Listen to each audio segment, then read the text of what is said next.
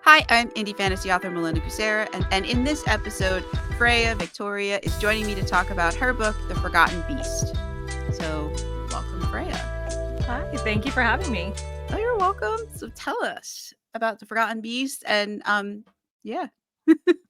It started as I really love fairy tale retellings. The first series that I remember reading was by Marissa Meyer, and I didn't even know until that time that you could kind of like combine the original fairy tale with other elements. And so The Forgotten Beast started as I love Beauty and the Beast. That's my favorite. And I also like series, and I like things interconnected and interwoven. And so if you picture how like Once Upon a Time, the TV show kind of like wove all these stories together, that's what I'm attempting to do with the Forgotten One series. Oh, wow. So the Forgotten Beast is a Beauty and the Beast retelling at its heart, but it has its own unique elements. Callie is our beauty, and she is helping her parents decorate their house for Christmas, sees this like old wooden chest in the attic and asks her mom like, "Hey, what's that weird chest up there?" And her mom tells her, "Don't open it. It's not you. It's not yours, whatever." And she essentially takes this as a dare to find the key and open the chest. So she does, and inside are just dozens of these old leather journals. So she sneaks, stuffs one down the back of her pants, hides it in her bedroom at her parents' house, and then she goes back out and helps her mom decorate and starts reading it later that night when she is getting ready for bed. And that is kind of like, it's not the first night, but the next night after she wakes Right. up in this prison world, which she thinks is just a dream. Like, oh, it's so cool that I'm like dreaming about this world in the journal. And adventures start happening. She starts to realize, like, this ain't just a dream. Something's going on here. Oh, And so wow. it's definitely like the first in the series. It completely sets up and leaves quite a few like dangling ends out there. Mhm. So I've had reviewers that are like, it leaves too many dangling ends, and I'm like, because it's a series, like they're going to be answered later. And so yeah, so each book in this series will kind of have an HEA, happily ever after, where that fairy tale story will be completed as far as like the couple getting together. Some of the books will be like about revenge, happily ever after. Some will be like family reunited, happily ever after. But each fairy tale, there will be 8 total fairy tales told throughout this series, and they will all have some kind of a happily ever after involved. Oh, wow. So, and so I guess you'll see the other couples sometimes, but like each book will, yeah. Yeah, So so in book 1, I introduce, I think, 6 of the 8 fairy tales. So you may not, because I changed the names, like Callie oh, is okay. Beauty. So you may not know that that's who they are.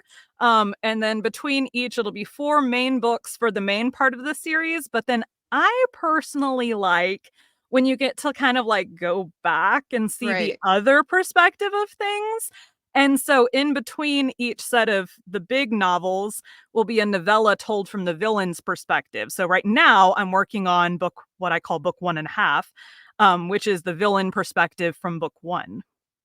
Oh, and how is that gonna work? Because they'll if the book has them as the protagonist, then that means they're the hero of that tale, but they're actually the villain. That sounds really interesting.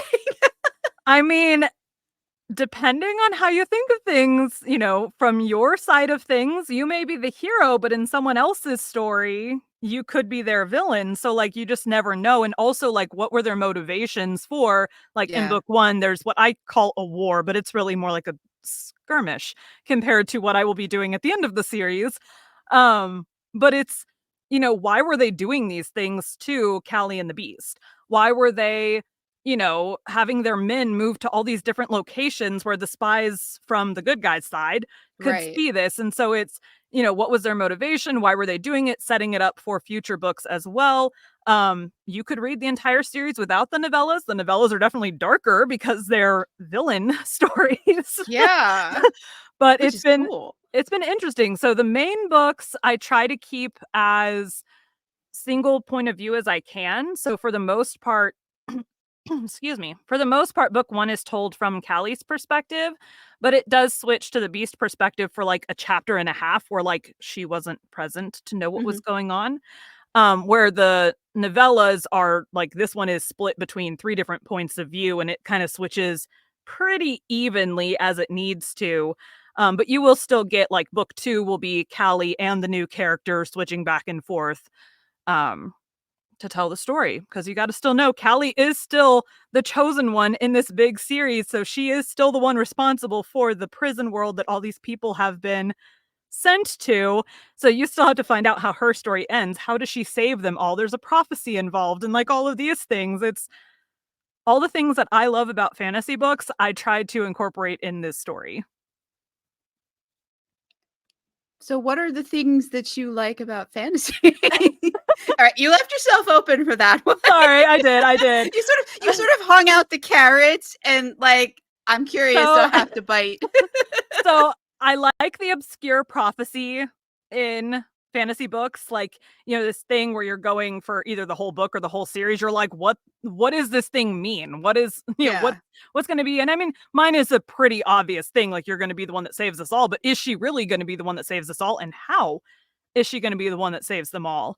I love in fantasy books when it has more poetic, flowery, wordy language. So it is, while my fantasy world is not, it's like you could have dropped this forest in the middle of, you could have dropped him in the forest in the middle of anywhere. It's not some big crazy, the leaves are purple and the sky is yellow. Like, it's not that kind of a fantasy world. It's like any land ever. So like, someone asked me at one point, are you going to have a map? And I'm like, well, you don't really need a map. It's just like, it's there. There's 2 castles on opposite sides of water and there's a bunch of trees. Like, Yeah, I've gotten asked about maps too, and I'm like, and so my response is always, well, when the characters stop changing the geography of the parts you haven't seen yet, there can be a map. Until that point, there's not going to be a map because they keep, you know, they can't change what's been in the books, but there's a whole lot of world that hasn't been in the books that they can still rearrange at their pleasure. And I don't know what the final form it's going to take is. Yep. So, I mean, there's probably a whole lot more fantasy things I incorporated that just aren't coming to mind right now. But I tried to take, you know, I'd heard, I have my own podcast and I always ask authors, you know, best advice and all of this. And one of the ones that has stuck with me for a really long time is to write the book that you want to read, because one, you're reading that sucker a ton of times while you're editing it. Yes. And 2, you're not going to be nearly as passionate about having to come onto podcasts and promote it or doing TikTok lives promoting it or just promoting it on other social media if you don't like your book. That's so true. That's so true. That's probably why I only talk about like one series anytime I go on anywhere. I'm like, oh yeah, I have these other series, but like there's one that I'm like super passionate about, and I don't think that anybody would have any trouble identifying which one that is. It's the only one that I ever talk about. So that's the route that I took for the Forgotten Beast.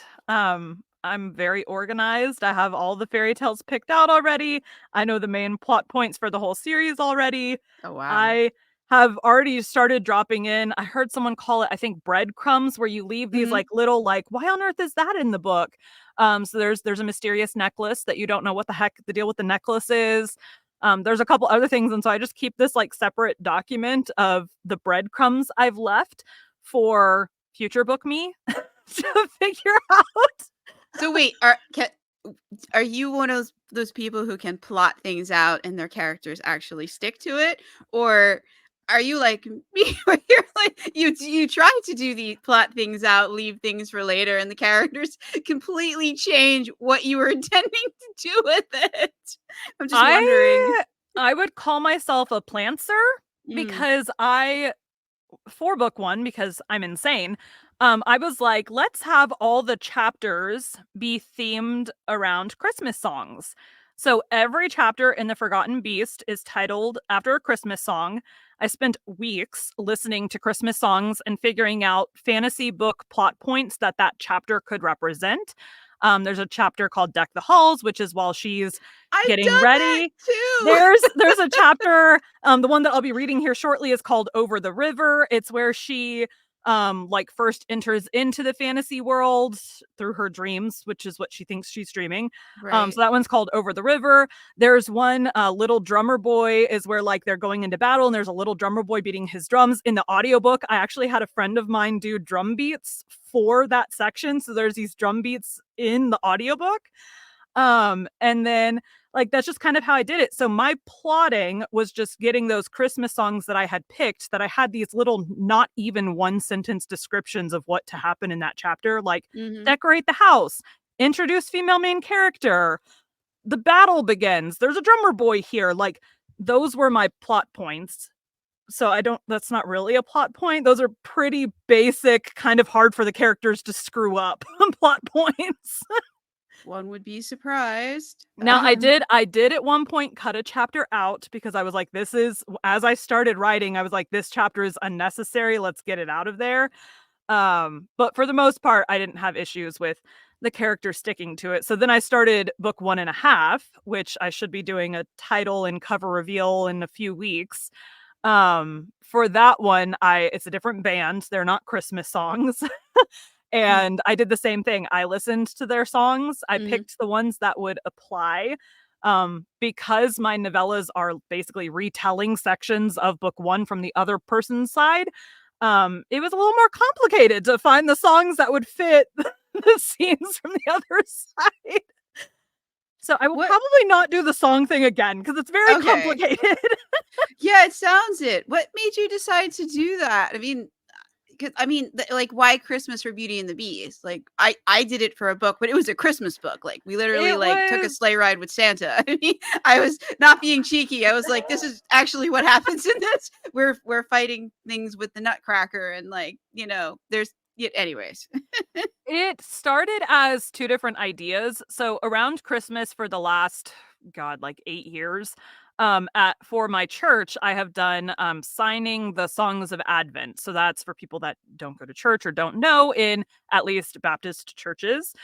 Around Christmas time, usually starting end of November, beginning of December, they have each week they will talk about like a plot point for the children at my church, like a thing from the Bible that has to do with the Christmas story. And so I would do sign language to music. I would spend weeks picking these songs, listening through songs, picking the songs for those 5 songs that I needed to do. And so last year, 2022, I was listening to the Christmas music, getting ready, and I had the idea for, oh, it'd be cool if there was a book that each chapter was based around a Christmas song. Mm. And then a month later, I was like, ooh, Beauty and the Beast retelling. And then a month after that, I was like, let's combine the 2 ideas. And then I started getting this one ready.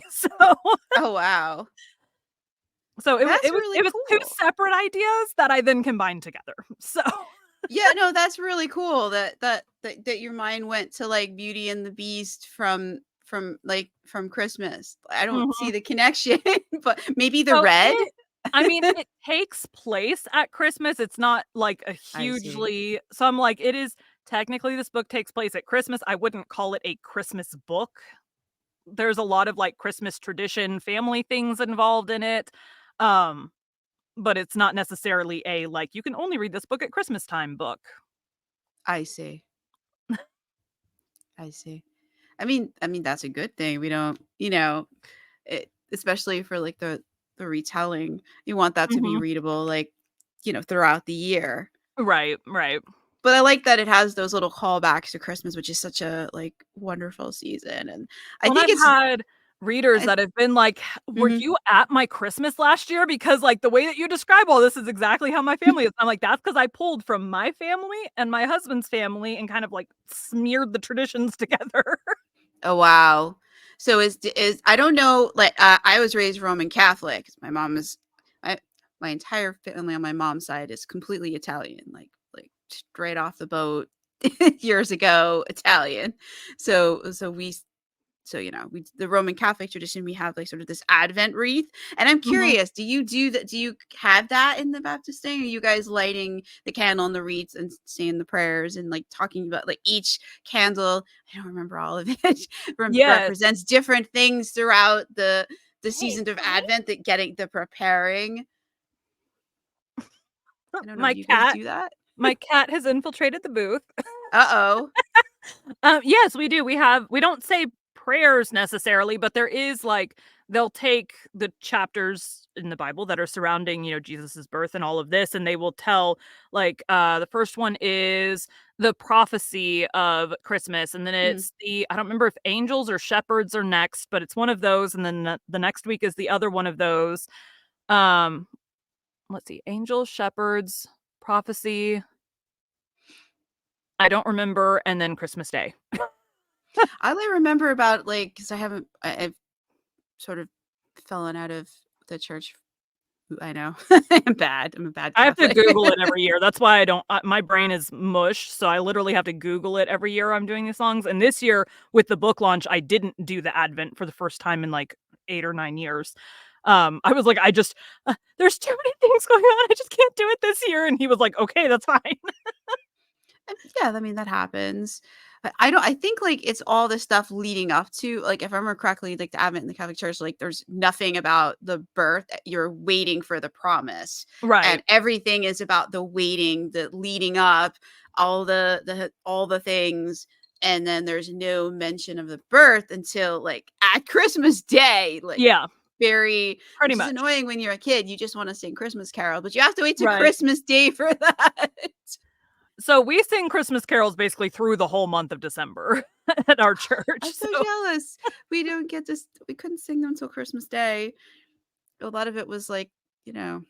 yeah, because the Advent starts, like, the 4 Sundays prior to Christmas Mhm. at our church, and so, like, when that starts actually Advent doesn't start till last week, but the week before, we were already singing Christmas carols. I'm so jealous because It like, was we like, don't. "Thanksgiving's done, Christmas time." No, we have the, "O Come, Emmanuel" is one of the staples in Advent. Everything, and, like, "Waiting for the Promise" is another one. Like, Yeah, so just since my book it's all involved waiting.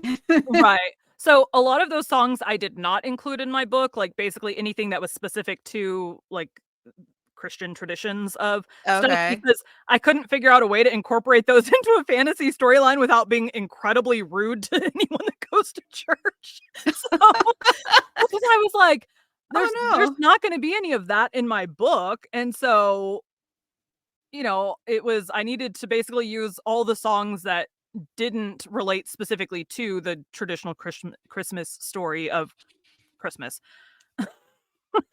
It's really cool that you loosely had some connection to Mhm. Christmas and some Christmas tropes, with merging that with Beauty and the Beast. That's really cool. And like I see sort of a parallel between that and like them being on a prison planet. Like Mm. there's like it- anyways, I'm reading too much into it. I can't help it. I was raised Roman Catholic. I plead Catholic. I can't help it. That's what they taught me at church every Sunday for my entire life, is how to read meaning into things and relate it back to like Jesus. We were all raised somewhere, and I came across a TikTok recently of someone talking about political influence in books, and they were like, if you don't think that your life and growing up and political stuff influences your books, here's how you're wrong. And then they broke down these like very well-known books and how like this is that and this is that and like just breaking it down to the bare bones, and it's like, well, the author probably never thought about it in terms of that, but she's right. No. No, but that's like their word. That's, yeah, I can see how that now makes me wonder like how much politics influences my own books. And I probably couldn't even like I probably can't even like go through them and figure it out either, because it's like it's just it's all around you. Right. So I'm sure it does, like not consciously, but I'm Hmm. quite sure it does. There is some Well, mention of even politics. I mean, even look at like dystopian books where they basically create a whole completely different government. That is something against. I don't like the government we have now, so I'm going to Yeah. make up a whole new one. Yeah, that's true. That's true. That's true. I feel like we've gotten off track. Should we go to Yeah, the a excerpt? Should little we? bit. Sorry. I'm so like I said, like I told you before, that's a very loose format. We go where the conversation goes, but we try to hit the main points. All right, so you want me to do excerpt now, you said? Yeah, sure. All right, so I already talked about kind of what happens before this. She has found the journal, she has read the journal, and this is her first waking up what she thinks is dreaming in this prison world. The first thing I notice when I start to awake is the cold. I'm shivering and lying in what feels like ice. Underneath me, the mattress is exceptionally hard. It's when I open my eyes, I realize this must be a dream. I'm looking up, and all I can see is the sky and tree branches above me, and there is most definitely not a mattress underneath me. While sitting up, my hand sinks into the cold snow beneath me. I look around and see a large rock and hear moving water in the distance. It comes as no surprise to me. My imagination has conjured up a location similar to what I was reading in the journal. There aren't any beautiful flowers or smells. It appears to be winter here now. The ground is covered in snow. Inhaling deeply, my throat feels the effects of the freezing air, which smells like winter. I wonder how my mind transformed the world from the journal into this winter wonderland. Even without the flowers, I can see the beauty of this place. Trees stretch overhead. Reaching toward the sky, their branches free of leaves. Gingerly, I get to my feet and spin in a circle, the ground squishing beneath my slippers as I turn. Using my hands to dust off my butt, I feel my pajamas are slightly damp from lying in the snow for who knows how long. I reach up and feel my long blonde hair slightly damp from laying in the snow. It appears to be morning in my dream. I see the sun rising in what must be the east. Which direction should I go in this dream world? I decide to head over to what must be the large rock the writer sat atop while writing the first part of the journal. It's covered in snow and takes some effort to get up it, my fingers aching as I claw my way up. But eventually I can stand on it and look around. All I see are trees, most without their leaves. In the distance, I see trees that are still green. They remind me of the Christmas tree I just helped to decorate at my parents' house. Getting down is tricky as well, as I try not to slip on the wet surface. The snow on the rock and the smooth soles of my slippers don't help give me any grip to keep from falling. Eventually, I'm able to make it down and decide to walk along the river. Maybe I'll come to a town or something else interesting. I've covered some distance when I notice how dry my throat is. I desperately need a drink. The stream is the only source of water I've seen besides the snow. Remembering reading somewhere you shouldn't eat or drink snow directly, I decide the river is probably my best bet. Thankfully, my pajamas have dried in the time I've been walking, so at least I can dry my hands off afterward. Maybe warm them in my armpits? I'm not sure what the cold temperature will do to my hands, but I don't see another source of water nearby either. Thankfully, I fell asleep with my slippers on. Otherwise, my feet would probably have frostbite by now. Who am I kidding? This is a dream. In the dream world, anything can happen, right? But I couldn't have dreamed up any better clothes than what I went to bed in. I used my foot to clear the snow away from a spot close to the river. I don't want to end up with my knees freezing and more wet than they will be sinking down onto the slightly muddy ground to drink. I take a minute to gather my long hair and pull it around my shoulder. Carefully, I bend down, using my hands to scoop up water and try to keep as much in my hands as possible when I bring them to my mouth. The water is freezing, as I expected with the melting snow, but it glides down my throat and quenches my thirst. I repeat the process a few more times before feeling sated and ready to continue my walk. When I go to stand, I hear a branch snap nearby. Quickly, I stand up and look around, trying to find the reason for the noise. I'm almost back to where I started in my rotation when I spot it. There's a set of angry-looking eyes on a very large wolf. I take a sharp breath, my lungs protesting against the cold air. The wolf comes closer to me, slowly stalking me, its prey. My heart feels like it's pounding out of my chest. Slowly, I back away, keeping my eye on the wolf as I carefully make my way, following the river in the direction I was heading. I do my best to keep my breaths calm and steady. When the wolf snaps its jaws, licks his lips, and gets close enough to where I can hear a low growl emanating from him, I take off at a run. Running in my slippers is difficult, and I stumble a few times because of their bulk. Thankfully, they stay on my feet. The adrenaline from my fright and now my run have warmed me substantially. I haven't gone far when I see a small cottage off in the distance. Sorry, I need to swallow. My arms pump and my feet pound the ground. I run faster than I ever have to make it to the house, praying that someone is there to let me in. I slam into the door and start pounding and yelling, "Help! Someone, please! There's a wolf out here! Please help me!" The wolf is getting closer. I can hear his growling getting louder, closer. Reaching for the doorknob, I realize I should have tried to open the door before alerting all the predators in the forest. My hand clasps around the cold knob. I quickly turn it, and the door opens. I run inside and slam the door closed behind me, locking it. I hear the wolf gnashing his teeth and growling outside. Taking deep breaths, I turn and examine my surroundings. It's a small two-room cottage. I see the area where the meals are prepared. A small table, probably for a couple or a very small family, and a sitting area. Across from me is what I assume must be the bedroom. The door is closed. "Hello? Who's there?" An elderly female voice coming from what I believe to be the bedroom calls. "Amber, is that you?" Slowly, I creep to the door and press my ear to the wood, trying to listen for anyone else on the other side. My heart is beating out of my chest. Scratching at the front door and a howl make me turn my head to look back. "Amber, honey, have you finally come? I've been waiting ages for you," the elderly voice says. I gently grasp the doorknob and turn it as I reply, "I'm so sorry to intrude. My name is Callie." The elderly woman stares at me from her bed when I enter the room. "You're not my Amber.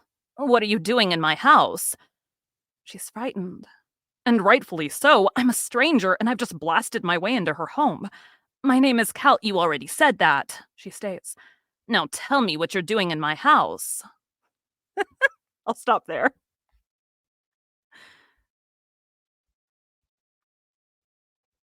Oh, there it is. Unmute. It was behind the camera. I'm like, where's the unmute button? The camera blocks part of the bottom of my screen. So if I'm like looking, I'm trying to see the thing behind it. Yeah, so that's in just that chapter alone, 2 fairy tales. Yeah. I'm going to guess Little Red. Yeah, Little Red. I'm not So sure we about have the the other wolf. one. We have the wolf and Granny, and then Callie from Beauty and the Beast. Oh, right. Callie's yeah, that's right. Yeah. Callie was in there. I Yeah. got the Little Red, like I was. Yeah.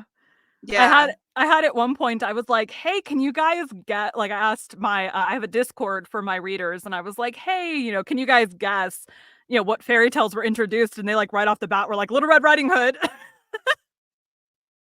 Yeah, that's really cool.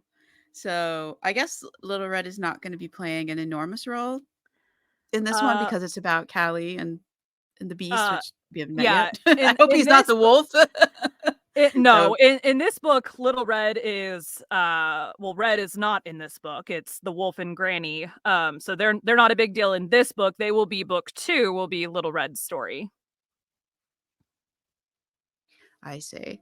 So like I want to hear a little more about this like prison world. Like how like because it sounds like she's they're like just in a regular forest. Like Mhm. how is it a prison? Is like I'm thinking of like Sing Sing prison or like, what is it? Alcatraz in like but I'm getting the feeling that that's not exactly how this prison is. It's not cinder block and barbed wire and No, watchtowers. no, imagine how in, like, Once Upon a Time, these characters are trapped in this, like, city that's kind of off of everybody's map. It's kind of like that, but it's like a world, and, like, a lot of this hasn't been explained because I haven't figured it out in my mind yet. That's a future book Mhm. problem. But it's basically just a separate world. So it's not really a prison, but it's Callie is basically the keeper or gateway of the prison world. And so They don't necessarily, and the series that I kind of go back to is in like the Vampire Diaries like universe of those shows.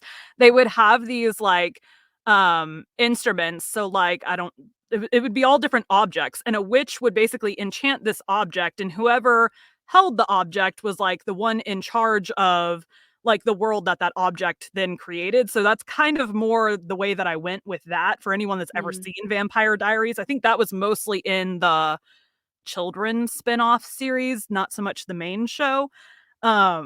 But yeah, that's kind of the way that I took, is like basically the firstborn female in Callie's family is the gateway to this prison world. So it's not necessarily a prison, it's a world that they are sent to and cannot get out of, and Callie is essentially the gateway slash the chosen one to help demolish this prison world eventually in the series. I see. That's that's pretty cool. How does the magic work in this? Is it like a soft system or a hard system? It is very, when it was necessary to have magic, then we had magic. So, Oh, I see. so the way that the chest appears to her family is definitely magical. It's and all of this is told like in the first book. Her family is traveling. So Beauty and the Beast is a French fairy tale. So Mhm, Callie and her family are French. And so when their family, hundreds of years ago, was coming over on the whatever boat they took from France to get to America, a random chest showed up among their other things magically. They don't know who sent it at this point in the story. They just know that this magic chest showed up, and every so often a new journal will magically appear in that chest. They know on the journals themselves, the spines have like a year and initials, and that's all they know. So they don't really know who these people are other than what they write in these journals.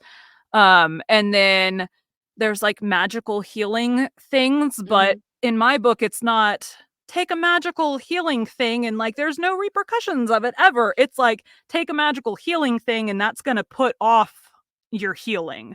So if you take, if you're mostly healed, and you take a healing thing, you just have a little bit of healing left to go when the effects wear off. If you are mhm, at the, beginning, you've just been tortured by two really terrible guys and all their goons, and you're at the beginning of your healing stage of all the bruising and bone cracking, then it's going to take you a really long time to get better once the effects of the potion wear off. So it's kind of where it was necessary because they're fighting battles after being mhm. tortured, we needed healing potions or it wouldn't have been plausible. Or So, everybody would have died. You would not have had much of a it would have been a different kind of a story. the pain was so debilitating I couldn't lift my bow and arrow would have been the story instead of, it was slightly painful to shoot a bow and arrow over and over and over again. Yeah. Okay, so, like, that's an interesting way of going about it. Alright, so will you tell us who's writing these journals or how these or that's one of the big things that you ought to read the whole series to find out? The journals, and it said like very early in the book, when the people are banished to this prison world by they don't know who yet, when the people are banished to this prison world, they are sent there, they have the clothes on their back. So like most fairy tales are really old, so they have like all these old school clothes, Mhm. and they have a journal. And so they get to the world and all they got's clothes and a journal. So they obviously start writing in the journal. So then at some point, the journal, I guess, once we haven't figured this out, but in my head, it's like, well, once they finish the journal, it just magically shows up in the chest.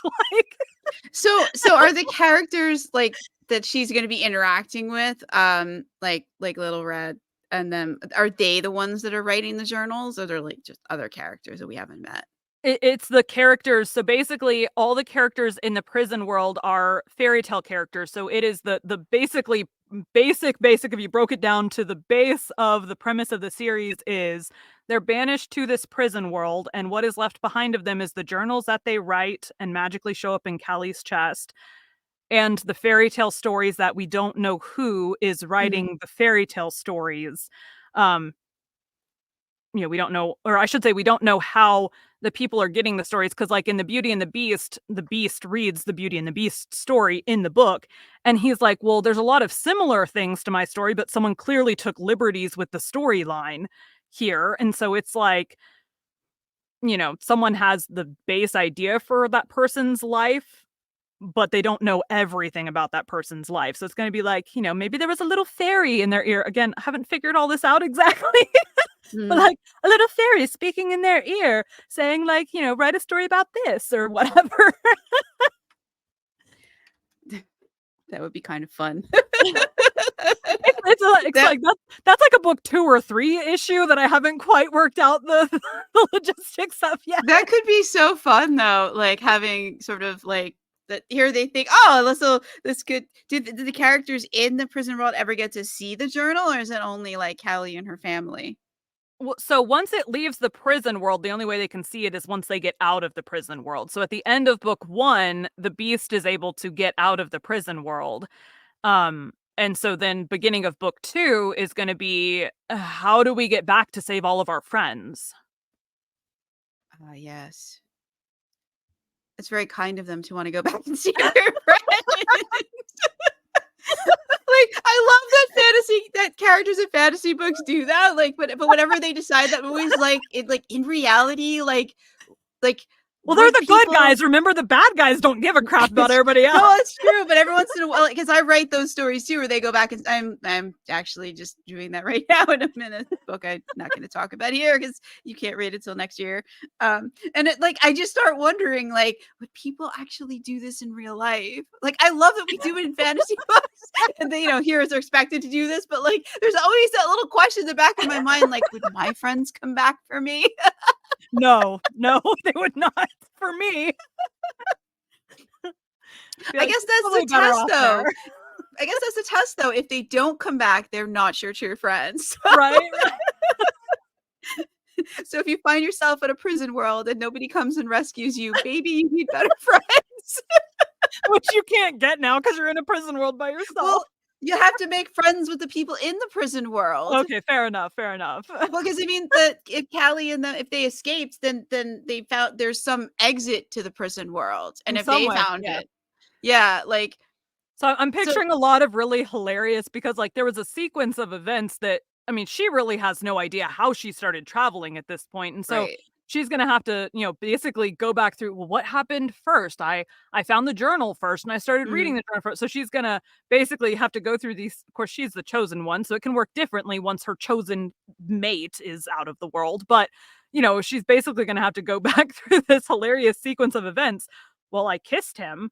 Was she saved by a kiss?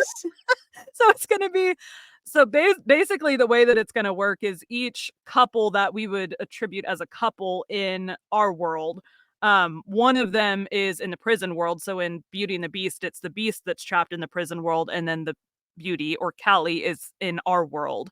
And so it'll be kind of each couple will have the same situation. One will have been trapped there, the other will be trapped here. And then, Oh, wow. So how do we get them together? Yeah, like, they gonna just is the journals gonna show up for anybody else? I mean, how would they even get there? So the journals, the way that I set it up, the year that every fairy tale was written is when they showed up in the journal world. And so they've been showing up. The earliest one that I'm using is Red, I think. And so that book was written in like 1100 something, I want to say. Or like it was one of the earliest written down fairy tales. And so like that's kind of, their journal showed up at that time, like whenever their actual story came into our world in real life in our actual time. Okay. So if when she comes back, is she definitely gonna end up back in the same time that she left? Like, whatever Yeah. year she left? Yes. So it's kind of, for the people in the journal world, time has stopped for them. So they are still the same age they were when they got banished there. There's like a reincarnation bit, and it's a lot of stuff involved in that for like how they're able to get back here and all of this. That's a little bit complicated. but they are like basically frozen in time in their worlds. We're not walking around with a bunch of 1,000-year-old looking people. They are Oh, they okay. look the age they were when the story was written. So like Beauty and the Beast, he looks like he's like in his 30s or whatever. He doesn't look like he's, ancient and all of this. So more like vampires that never age. But are are they actually vampires? No, no. We do have the wolf from Little Red Riding Hood is a werewolf, so that I could make that story work, which apparently originally he was. So it worked out in the written story. He was at one point a werewolf. Really? Mhm. I didn't know that. I mean, I guess it makes sense. Now that I think Yeah. about it, I'm like, why didn't I think of that? Like, I'm like, but that, wow, that's like, that makes so much sense. I mean, but like, when I first heard the Little Red story, I think I was a kid, like, you don't think about, like, how is the wolf talking? It Yeah, would yeah, have to it be a makes sense. shifter. Well, and think of how many times stories have like changed over the years. So, like the Beauty and the Beast that I use to model this Hmm. is not the Disney version that most people think is what I based it off of. It's based off the original Madame de Villeneuve version, where he is asking, "Will you sleep with me?" Not will you be my friend? Will you love me? Whatever it is he says in the Disney version. There's Right. also this like ominous line that gets repeated because in the Villanova version, when she is sleeping and in her dreams, she's with the human version of the beast. He's saying every single time, from what I remember when I read the story, he's saying, just remember that looks can be deceiving or something along those lines. I think that's my line that I modeled off of his line. Hmm. But he's saying this ominous line every single time. So it drives people crazy that I repeat that line over and over and over again in my book. But I'm like, that is a nod to the original Beauty and the Beast. So, and how absolutely annoying it was when I was reading it. So it was so annoying that it stuck in my head to be included in my book. You're just letting people in on the experience. Yes, yes. So every time I get a review where someone's like, God, that line was so annoying, I'm like, yep. And it's staying. Is it gonna repeat in, like, successive books, or is it only No, in no, no, because it's kind of in the original Beauty and the Beast, it's very much him saying, like, don't in her because in that version, it actually is in her dreams. She's seeing the human version of him. And so in that version, it's like, kind of looks can be deceiving, like look beneath the surface, basically fall in love with him, not beastie person. Mhm. Is kind of the what they're saying in the original Beauty and the Beast. And so now that, his versions have whatever in my book, he doesn't need to keep saying that. It's done. So there, from what I can recall of all the other fairy tales I'm using, there is no weird, ominous repeating line in any of them. So, alright, so you said before that you're working on book 4 for Book the w series? I'm working on 1.5, One so and a the first half. Okay. novella. So, what's the status of book 2? Book 2 has not started yet, so I Oh, okay. I kind of played around with before I finished book 1, I was like, "Do I want to write the 4 main books and then go back in time and write the villain stories, or would I rather kind of write them in between?" So I decided I would rather, so that one, my readers get books more often from me. I would rather do them as novellas so that you're not getting some big, long, drawn out, completely retelling an entire book from the other side. So it's a novella, so 40,000 words or less from the villain perspective. So you are going to get this first one will have a happily ever romantic after. The next one will be more like found family, but it'll kind of follow that. It'll be big novel, novella till we get to the fourth book, which will be the final novel and Mhm. novella combined. So that last book's going to be I chunky. see. I see, I see. So, do you have a sort of a release date? It doesn't have to be like an exact date, but like you thinking like Q1 or just because people listen to podcasts at like Right. all different times, like every day someone is listening to the podcast. So, like, if someone like a year from now is listening to it, like, should they go look for the book? Like, we're recording this just for everyone's reference. It's December 9th, 2023. So if you're listening to this, so future listener, this This is for So you. book one, which I will show and describe, book one, and for all of the covers, book one is a rose or quite a few roses on it. For each cover, it will have some other defining thing Mhm. from the fairy tale that you will know, like, oh, that's a book of Little Red Riding Hood, or oh, that's a whatever. So Beauty and the Beast, The Forgotten Beast is all roses on the cover. So each book will be kind of like that. And I totally spaced on what the question was. Oh, the book, Ugh, the first novella I'm hoping to have out in March or April, so spring of 2024. And then I am hoping to have that novella, the next novel, and the next novella all released in 2024. Hoping. We'll see. I mean, all we can do is hope. Yeah, I mean, I am a very busy person, so I can only write as fast as I can write. But my goal right now on December 9th is to have book 1.5 to alpha readers by Christmas, and then I will start editing it as soon as they get it back to me. So alpha readers, then I edit, beta readers, then I edit more, and then it goes to my editor. I see. I see. So, well, that's good to all right. So if you're in March of 2024, you should check out and see if the novella's out. At very least, it'll be available for pre-order because as soon as it's with beta readers, I'm setting up Mhm. the pre-order this time because I did not do that the last time. Oh, okay. So then you might be able to pre-order it so you can get it Yes. later. Yes, that at very least should definitely be up by March. I'm again hoping that I'll have the whole book out by March. I'm kind of revamping how I do beta readers because I'm still, Forgotten Beast was my first book. I didn't know what I was doing. I tried to talk to other authors and kind of figure it out, but it's still a learning process. What works for me may not work for someone else. What works for someone else may not work for me. And so I'm refining my process, making it take a little bit longer because I think it'll make the editing process, the bones of the book a whole lot better the next go round. So I'm doing 2 rounds of beta readers where I only did 1 round the last time. Um, so that'll take a little bit longer, but this is also a shorter book, so they won't have to have it for nearly as long as they did. Forgotten Beast was like 92,000 words. So it's 350 pages for those that don't know word count stuff. And this next one I'm guessing will be about 150 pages.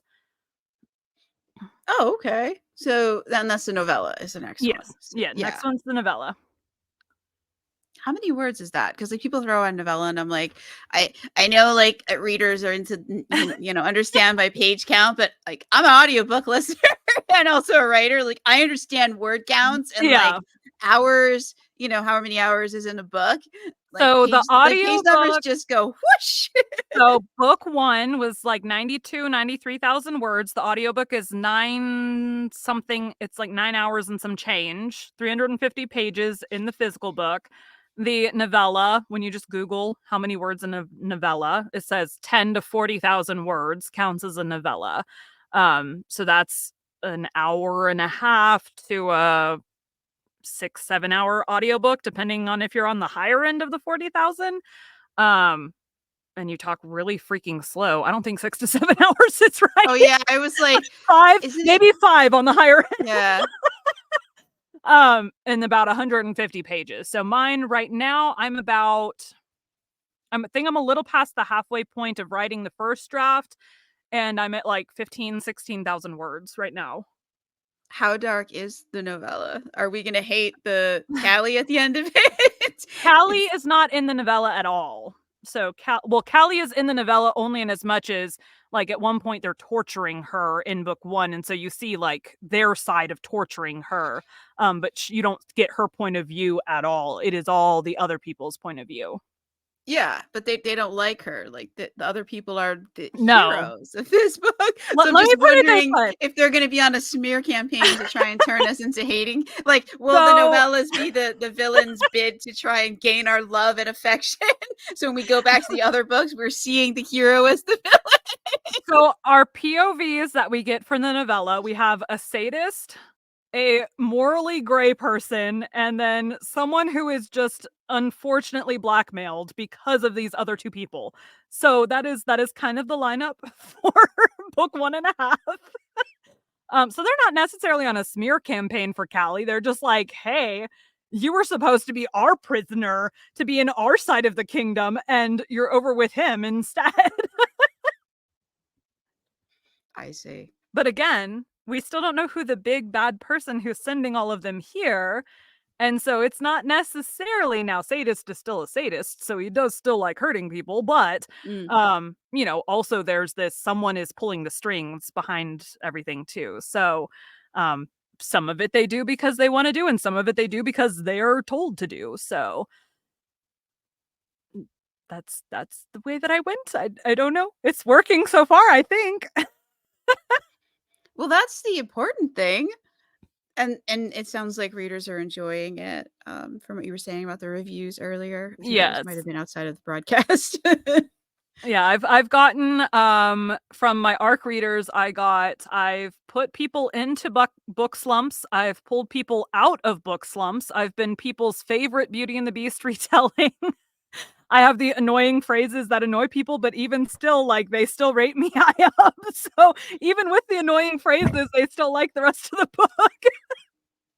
How annoying is it, like, repeat a lot or just, like, a few times? It's like every time she sees him, which is not a lot, but it is like every time she sees him, it repeats. And so that's, I mean, and for some people, like for my brain that forgets everything, I probably wouldn't have noticed it until like 3 or 4 times in and then been like, "Wait, didn't they say that already?"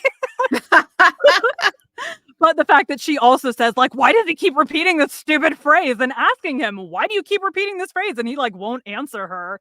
So yeah, it's there.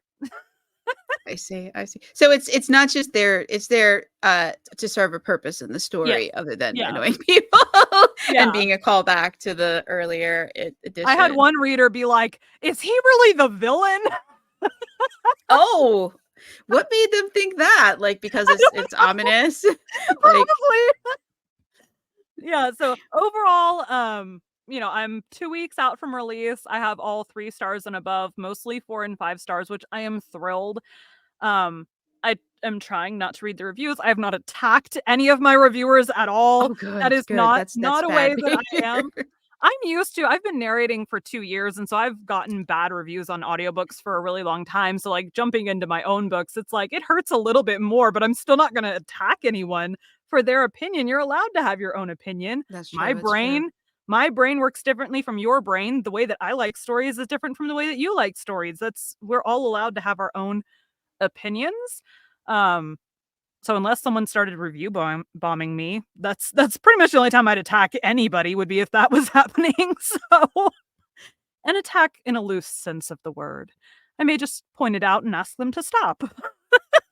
Yeah, I've heard of review bombing. I've not personally experienced that, but it sucks that someone would feel the need to do that. Yeah, apparently next month is a really bad time to have a debut because that's apparently what someone was review bombing January releases recently. Why? I don't know. It takes too That's much time. interesting. Yeah, I don't know. I don't know. People are weird. Yeah, that's interesting. I don't have to worry about that. The January releases for me is not gonna Yeah, happen I'm because like, I debuted. characters will not obey the outline. Well, no, they were specifically review bombing January debut novels. That's weird. Yeah, But debuting in January is kind of a neat thing. You're starting the year off, with a bang. checking off your New Year's resolution. So if you don't get book 2 out that year, doesn't matter. You've achieved your resolution. You got the book out. Yeah, mine, I was like, my whole book starts on Black Friday. Like, they've just celebrated Thanksgiving. They're pulling down the tree. They're getting everything decorated. So that's when I released my book this year, was on Black Friday. It felt very appropriate. The book starts that day. Let's release it that day. No, no, that definitely I see the logic there. Yeah. Now, future books, I don't know. There might be logic at some point, but at this point, I'm just like, get book done, release book. Yeah, Like, that's how I feel too. Like once it's done, it starts burning a hole in my like pocket, and like I need to get it like out into the well, and kind world. of once it's with beta readers, like that's kind of when I scheduled this book, is once it was with beta readers, I'm like, oh, okay, we should be able to finish everything by this date. And so that's kind of how I planned everything else. So kind of for this next book, I know once it's with beta readers, they'll have, 2-3 weeks to get it back to me. So I will have a set. It'll take me about a week to get through their edits. I figured out an easier way to do it this time, so we're good. Um, and then, the second set of beta readers will take another 2 to 3 weeks to get through it. And then I have to just take a week to do the edits. And then editor will take another 2 weeks to go through it. So,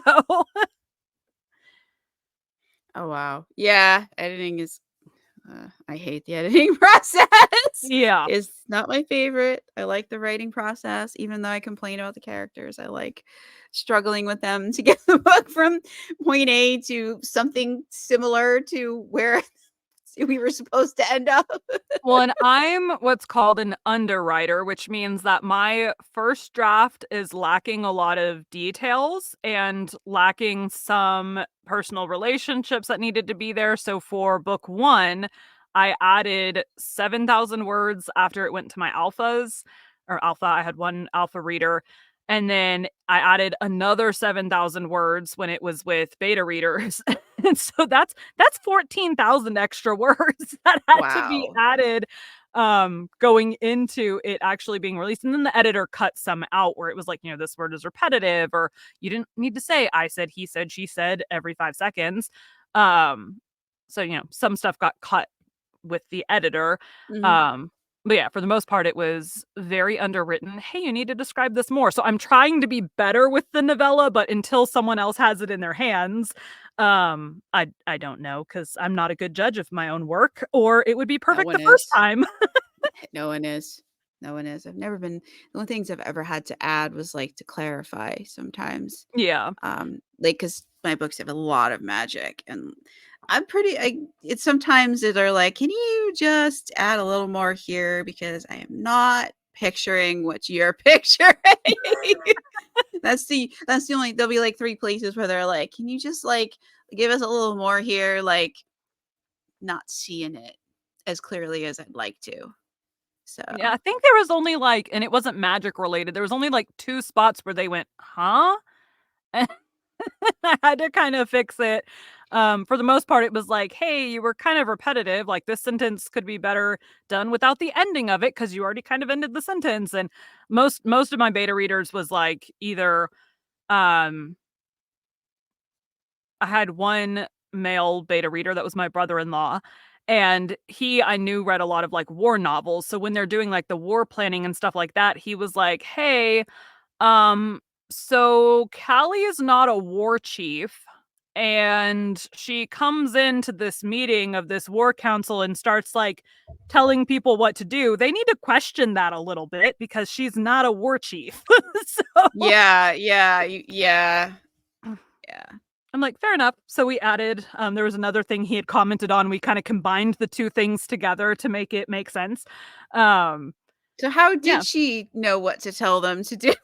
If she's I mean, she didn't just even really tell him what to do. She would more like ask, like, well, what do you think we should do next? And she was basically the like, okay, let's do that person. So it wasn't necessarily that she was like, okay, we're gonna like, get all the weapons together and get everybody lined up. And like, she wasn't that. It was more like, well, what do you, because the beast gets hurt at some point, and so he can't be there. And so she's kind of like his eyes and ears while he can't be there. And so she's more like listening to the differing opinions and then deciding which option to do. Um, yeah. So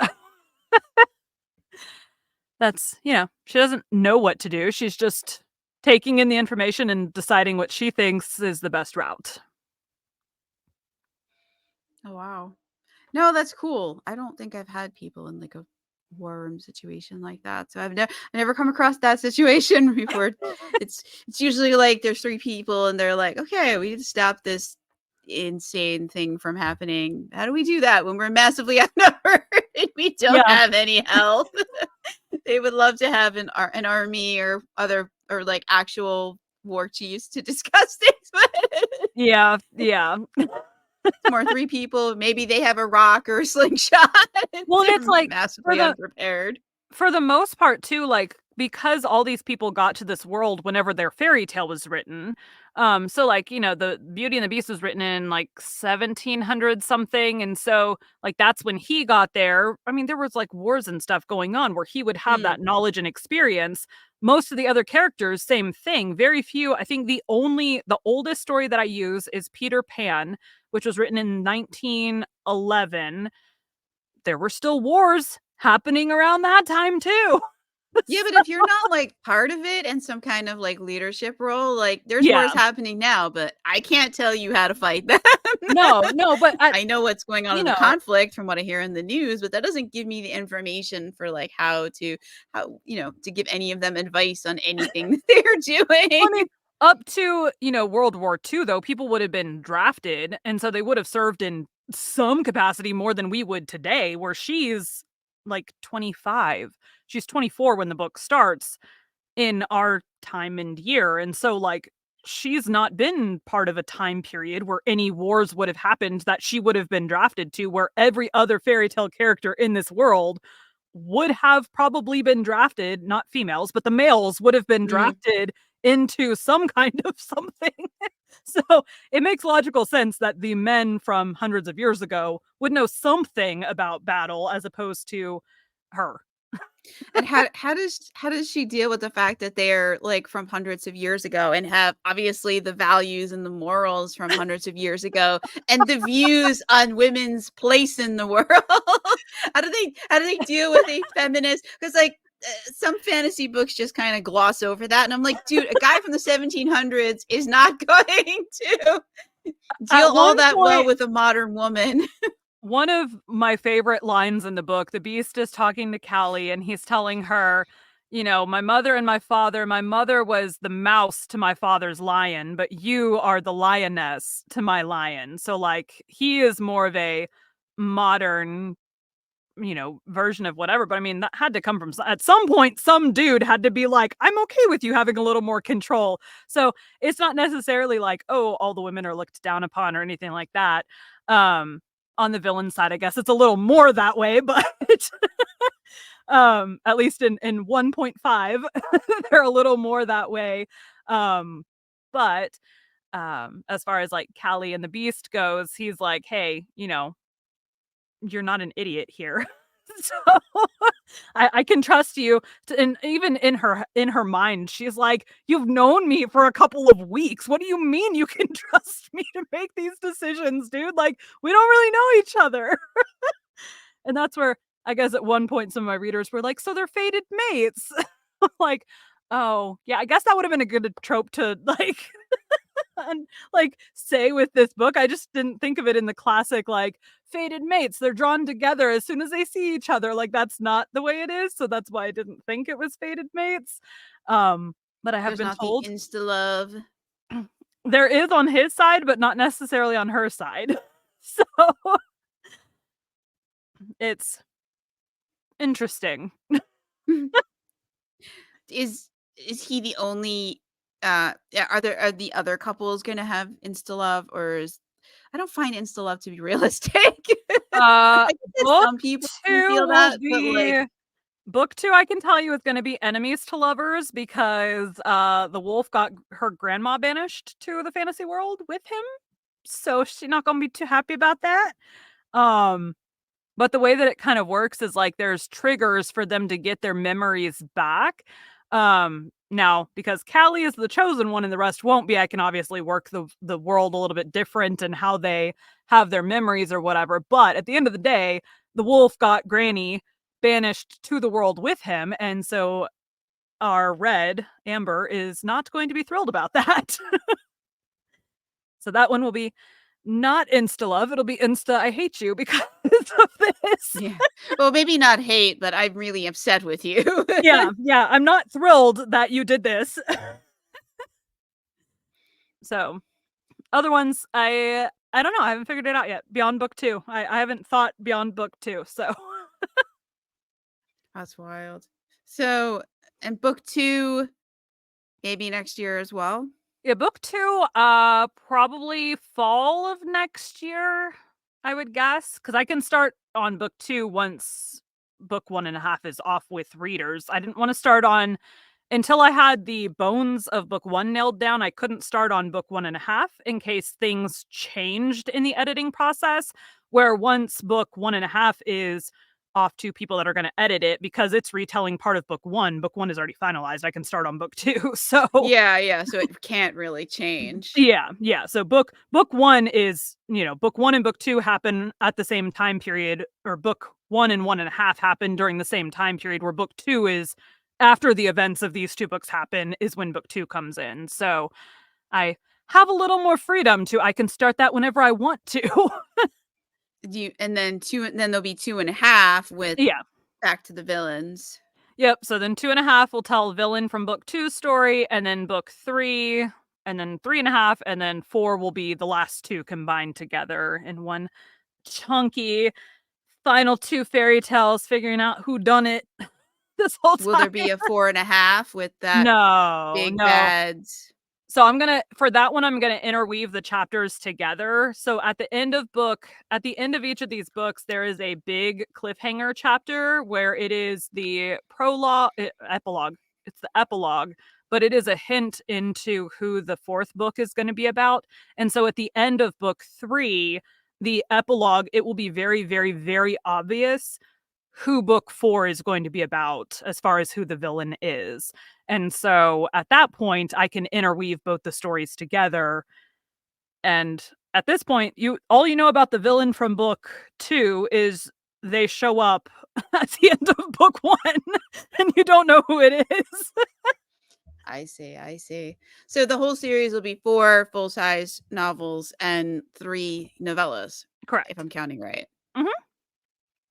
Yep. And that's it. So that's like 7 altogether.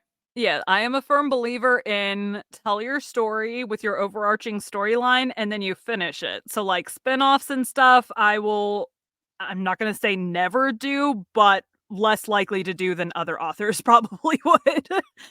If I did anything, I'd probably start a whole new series with, other fairy tale. I mean, how many fairy tales? Like, look at Grimm's brothers and Hans Christian Andersen and all these people that like combined these fairy tales together. There's a whole lot of stories that you could do, similar interwoven storylines or standalones, like Emily McIntyre's books, where they all stand on their own instead of tying together.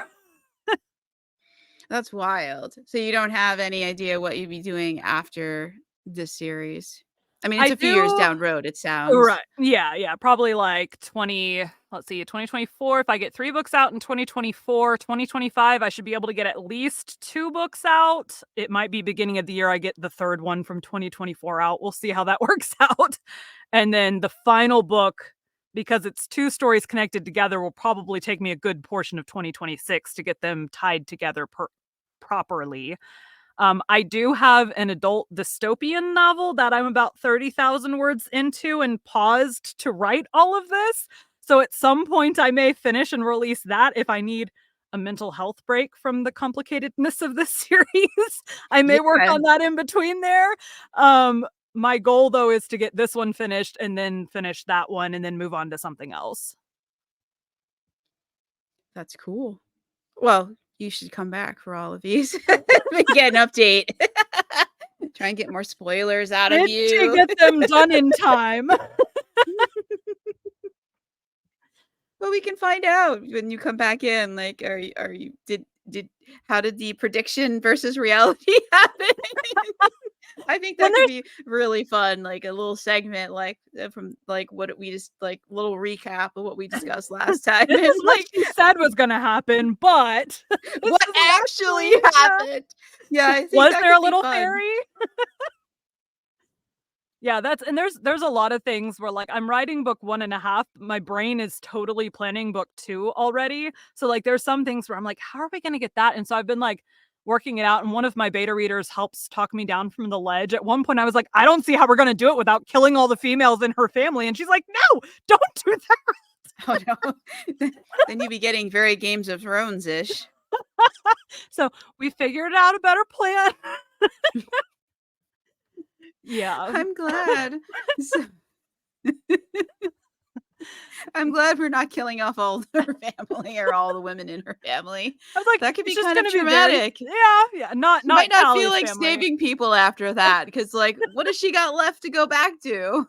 Yeah, no, well, it wouldn't have been Callie's family, it would have been someone else's family, but it's, tying these characters together, and I have a lot of, um there are characters that are in, like, book 1 that you don't know what part they play until, like, book 1.5, you're gonna be like, "Oh my god, that's who those characters were?" And same will happen for book 2. When you find out who book 3 is, people haven't guessed that fairy tale yet, so I'm just waiting, for people to be like, "Oh, that's who that." So, it's really fun when you take the characters and you rename them to something similar meaning, but not the same name. No, that is cool.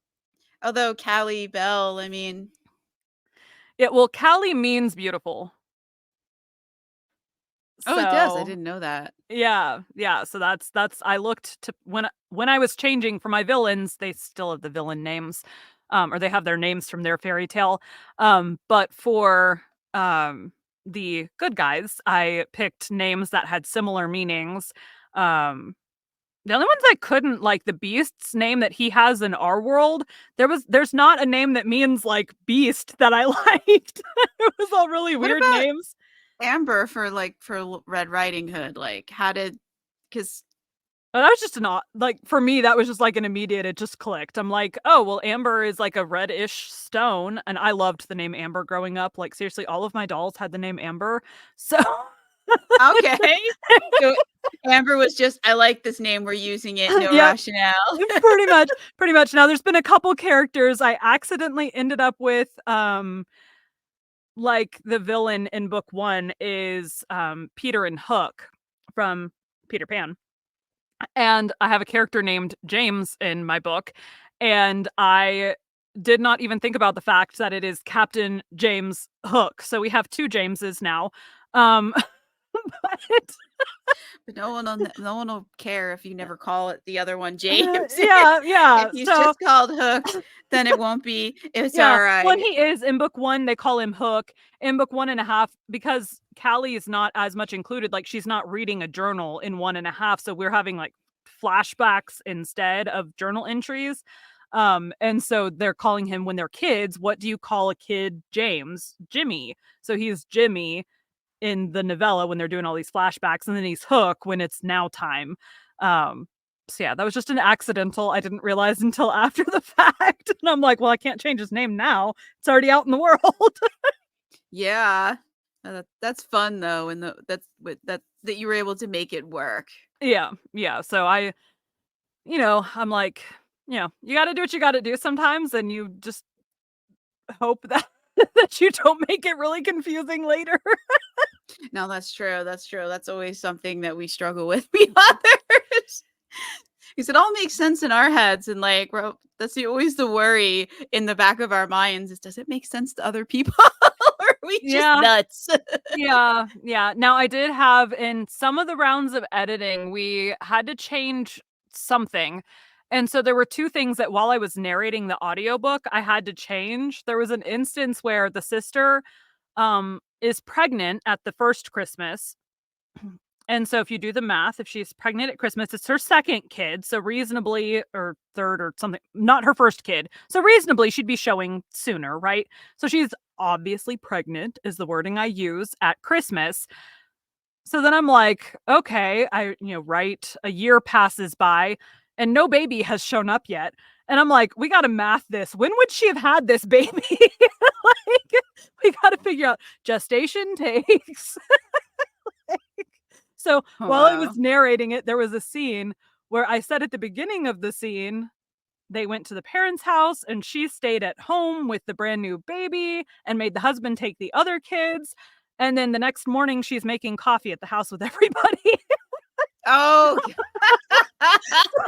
So while I'm narrating it, now my ARC readers already had this version of the book, but I'm like, while I'm narrating it, I'm like, all right, final edit time. And then there was a mysteriously transporting phone in one chapter. It was on her bedside table, and then she goes to the fantasy world for like 2 chapters, and then in the next chapter, she wakes up in the morning. Where should the phone still be? Bedside table. No, it's on in her purse on the couch now. So Well, when she came back, she dropped her purse and sleepwalked to her room and dropped onto bed.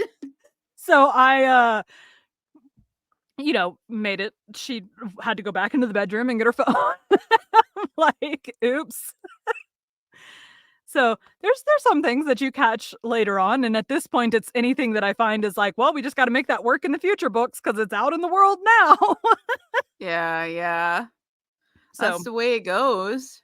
yep. So James, it was out in the world before I realized this was a problem. So we are stuck with 2 Jameses. I mean, it happens, One's a good guy, one's a bad guy. Duplicate names, not that big of a deal. So as long as they're not like best friends and you're just gonna get it confused. James said this and James said that and James Yeah, that could get pretty confusing. Yeah, these 2 are not interacting with each other, and I could just use Hook and James, but these 2 people do not interact with each other, at least not in book 1 or book 1.5 at all. Might they at some point in the future? Maybe, who knows? Never say They never. probably will, just to make your life complicated. Right, 'Cause that's right. how it goes. Yeah, yeah, it could happen. Yeah, I try to avoid having similar names as well, because it can get confusing. Mhm. Yeah, try to Um, keep, um different names. I also tried to keep the names from so like I said, Callie's family is from France, so like the last names are French. Um, I don't think while I was doing her name, but in like for future characters that I'm adding in, I'm like, okay, so I need a name that would have been popular in 1600 Germany for this character. So I'm like having my ARC readers and beta readers kind of help me pick names because I'm like, I don't know what to use. I don't know. They'll be like, is it a good guy or a bad guy? So they can give me a proper name. like, I can't tell you that because it might impact your reading of it when you get it. Yeah, well, it was just like, is this a person? Because like one of the names, it was like someone that she really hated in high school is this name that she recommended, and she's like, wait, do we like this person or do we not like this person? I'm like, you're not gonna like this person.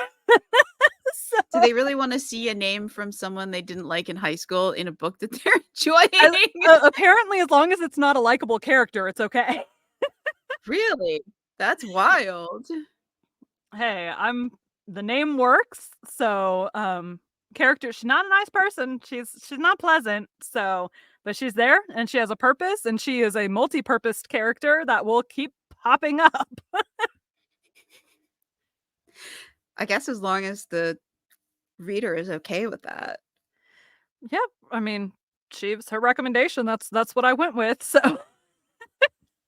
That's pretty wild. That's just that's pretty wild. We've gone on for over an hour, so Yes. I don't know. Is there anything else you wanna say about the world, the magic, the characters? Oh, what did I do? I lost my notes. I have too many windows. StreamYard just took over the whole screen. I'm like, wait, where did my notes go? So I would say in my world, things are not always as they seem, and characters may seem inconspicuous and might be major characters later. Also, if you look up the meaning for most of my characters' names, you would probably be able to figure out who all the fairy tales are because I stick really close to the meanings of the name. So if you want to go through and you want to figure that out, go for it. I may confirm nor deny. I may just leave it out in the open, but yeah, all my fairy tales are picked. I know who all of it is. You have not actually met who the big bad person is yet. But yeah, so that's I try not to stray too far from the characters. Um and I have a lot of fun, but do not expect the nice Disney version retellings. That is not what I do at all. I am the mean and dirty bad guy version from like the Grimm's brothers and all the dark and twisty ones you shouldn't give your kids. These are fairy tales for adults Yeah. only. Pretty much. I mean, I wouldn't recommend Grimm Brothers. A lot of them are Grimm stories just because they collected so many. Um, but yeah, so keep that in mind. Also, mine are less retelling and more reimagining. So I have my own flair to the retelling. As you should, Yes, yes, definitely. since they are your book babies. Yes.